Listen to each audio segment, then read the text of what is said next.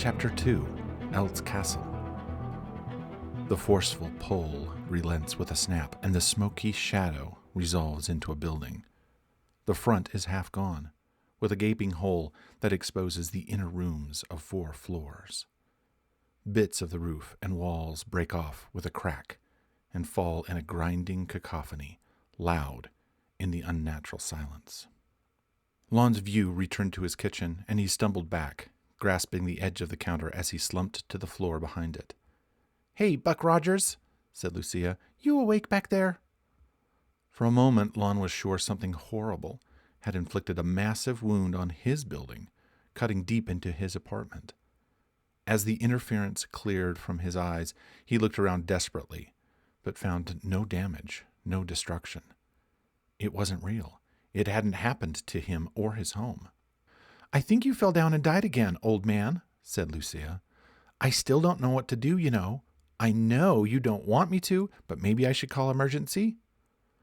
Lahn breathed in deeply through his nose, a frantic desire to connect to actual stimulus. The imagined odors of dust and smoke, batteries and plasma dissipated as he focused on sensations around him. The smell of last night's dishes still in the sink. Overtones of coriander and cinnamon. The odors of fruit and vegetables, with a hint of fennel seeds. The sounds of his deep but ragged breathing. Lahn's head fell back against the base cabinets, his labored breath escaping in sharp bursts. He looked down and saw he'd dropped his cup, spreading the thick drink across the floor in a bright streak that was almost art. Staring at the mess, he allowed the vibrant color to capture his attention and draw him in.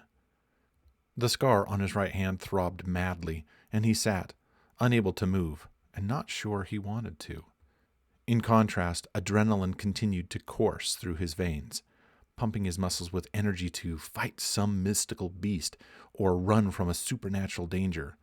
Anything but sit on the floor. "What's happening to me?" Lahn whispered.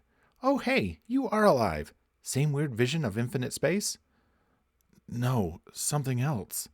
His voice trembled. "A building with massive damage." "So, not related to your first death?" Lahn paused. Deep in his core, he knew the 2 visions were related. "I saw different things, but the feeling of being ripped from my body was the same." "Oh, so it was depersonalization."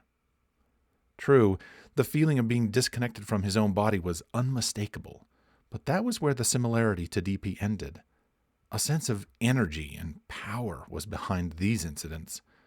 Where depersonalization muted everything, these had a feeling of hyper-reality.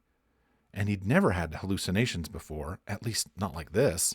Strong, visual, auditory, even olfactory sensations that were clearly not from his physical surroundings. He could almost feel a coating of dust covering every inch of exposed skin. The thought set his hair on end, and he scrambled up and stumbled to the bathroom. After asking Lucia to tell his work he'd miss his meeting, he took a long shower, almost scalding. It was worth using an extra water ration.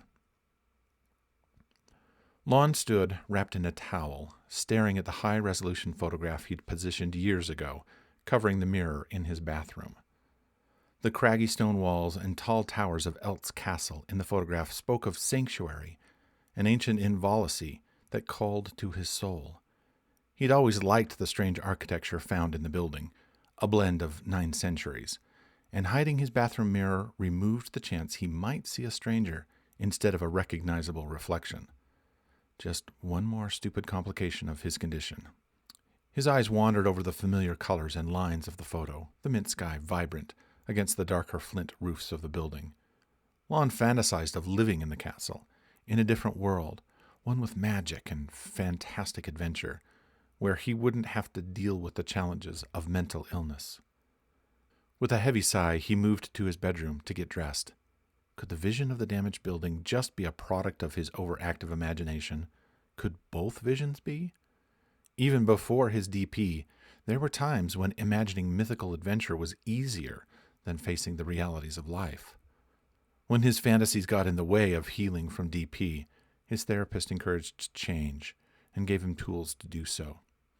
but the fantasy still took over from time to time. "Maddox is calling," said Lucia from the bedroom speakers as Lahn was pulling on a clean shirt. "Really?" said Lahn with a sigh of relief. If he couldn't talk to Tia, at least he could talk to his best friend. After Tia, Maddox was Lahn's strongest support in his struggles and recovery. Lahn could tell him anything, and he knew Maddox would simply listen and help him process, no judgments. Maddox had even once run some tests on Lahn to determine if any of his research into quantum consciousness could help with Lahn's condition. It hadn't come to anything, but Lahn was never in any doubt that Maddox cared. "Answer it." "Oh, Lahn," said Maddox from the bedroom speakers, a tone of surprise in his voice. I didn't think I'd catch you. Are you okay? I just had this feeling I should call." A feeling? Weird. He sat on his bed with a deep sigh. "I'm glad you called, Maddox." Maddox hesitated. "Why? What happened?" I don't know. I experienced 2 extreme visions."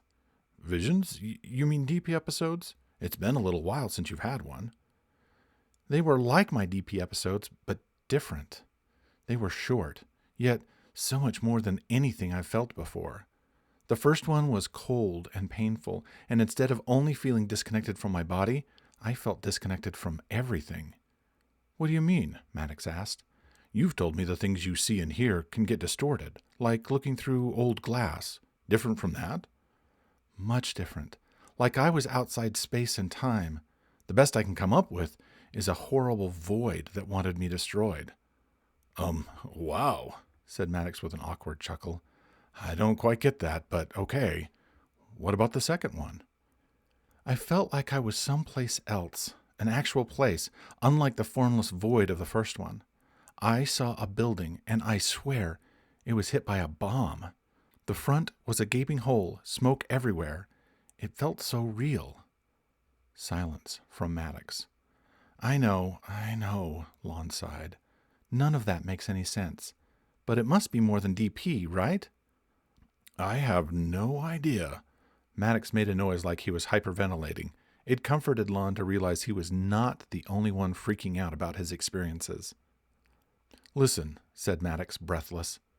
"I gotta go. I'll come over after work and we can figure out what's going on. But this is weirder than you realize." "What do you mean?" "I mean, you should check your queue." As Maddox ended the call, Lahn stood from his bed. He walked into the living room, picked up his portable from the desk, and with a frown opened the news queue function. How could things get any weirder, he thought. The picture and headline of the very first article made his breath catch and his heart race. His right hand twitched, and he switched to holding the portable in his left. Opening the article, he tried to read, but it was impossible to focus on the meaning of the words, and he jumped back to the top to read the title again. Explosive Accident at Renelogy Solutions. The photo was the building from his vision. Damage, destruction, gaping hole, everything exactly as he envisioned it. Oh, I guess that's how. Thanks for listening.